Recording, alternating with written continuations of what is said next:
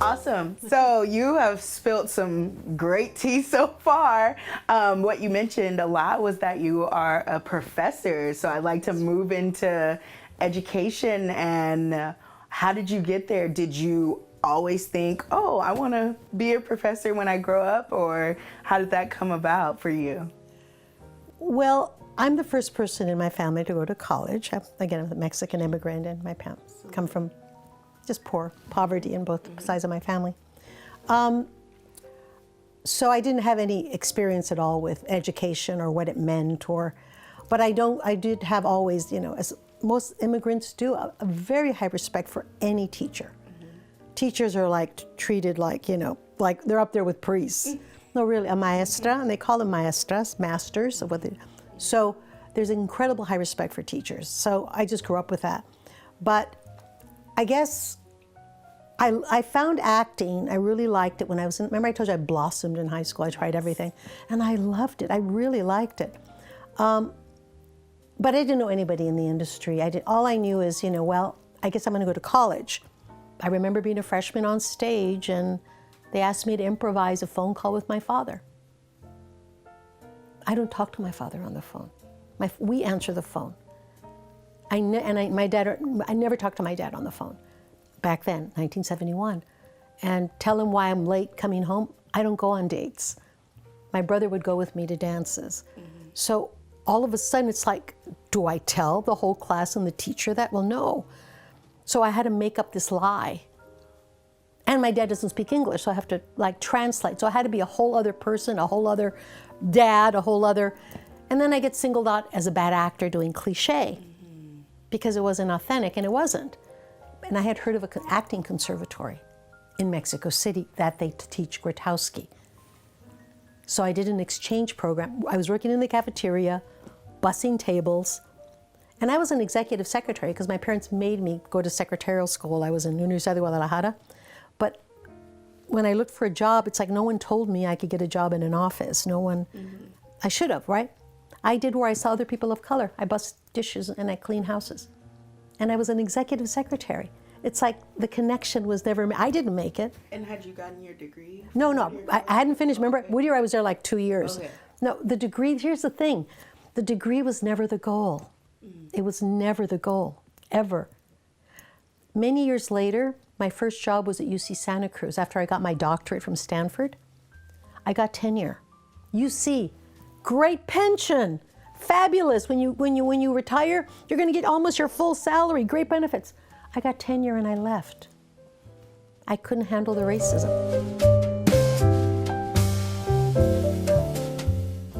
The very first meeting I ever went to, UC Santa Cruz, 12 people around a table, my first faculty meeting, great. And WASC, I don't know if you know, WASC is contracted by the federal government to come every 5 years to be sure all educational institutions in the country are at a high standard, uniformly at a high educational standard. They basically set the educational criteria for the entire country, WASC. They were coming to campus, and they said, who do you recommend? This is a chair, white male. Who do you recommend they talk to? And I said, well, talk to Don Williams. Don Williams is a phenomenal teacher. He created Rainbow Theater, serves about 150 students a semester, because predominantly our students in the theater department are white. But he created this, and Rainbow Theater, phenomenal people came out of that group. People who didn't feel comfortable in this predominantly white and white, curriculum and theater. Phenomenal, and that's what they told me. We're very diverse. He has the African American theater troupe, they go all over the country. And I go, let's ask Don Williams. The white chair gets up, closes the door, and says that would be like asking the janitor to talk to them. Don was a staff member many years, and he's facilities. Just all the buildings, operations, the film, everything. Yeah, and it gets worse. So I started being, I could tell, a thorn in their side. But what's harder is no one supported me. That room was full of other people who I know felt like I did. even though they were white. I was the first Latina, by the way, person of color, and I got tenure. But what I knew was no one had my back. No one. Maybe outside, because people want to keep their job, and it isn't their priority. Diversity is not, again, generally speaking, people who aren't people of color, diversity is not their priority. It's life and death for us. Right. It's sanity and insanity for us. It's what and this affects everything. Development, curriculum, staff, teaching, pedagogy, recruitment, administration, everything. Yeah. Diversity. Or they put it, so it's not. So those two white males, they tried to, when I went to a third year review, they tried to stop me from getting promoted. Well, I've had some wonderful friends in other departments who came together, talked to the chancellor, and they said, you screwed up her review, do it again. Well, I didn't just get a promotion, I got early tenure.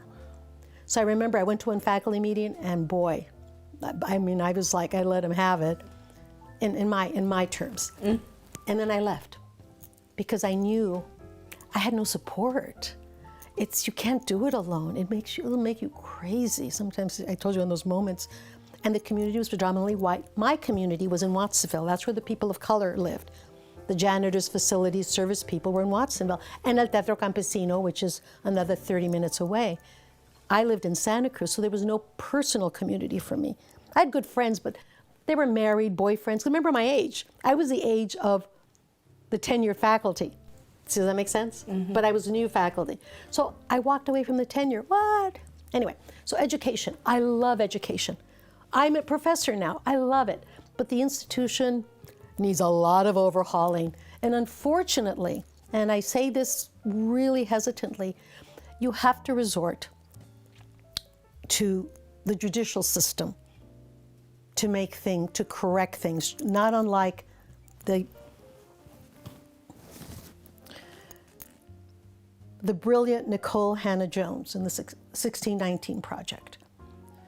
You've got to resort to the judicial system sometimes because they're acting, these universities, in these insular systems that are detrimental to professors, especially professors of color, especially women, and ultimately the students, because it ripples down. But I love, that said, education is the answer. It's the answer. It's phenomenal. I want to do Russian history too, and Japanese history, and I could go on and on. Yeah. I tell people that when you're at a university, it's like you're traveling the world. The world is at your fingertips. Everything you want to know about globally, the world is at your fingertips at a university, community, college. Night classes, if you can't do anything else, you know what I'm saying, that your work, it opens the world to you, and it opens your spirit and teaches you to look at the world in a different way, which is what education should be. Yeah. So everybody should just keep learning. Oh, always, always. And it doesn't have to be at a school. It's just something that continues to open your mind.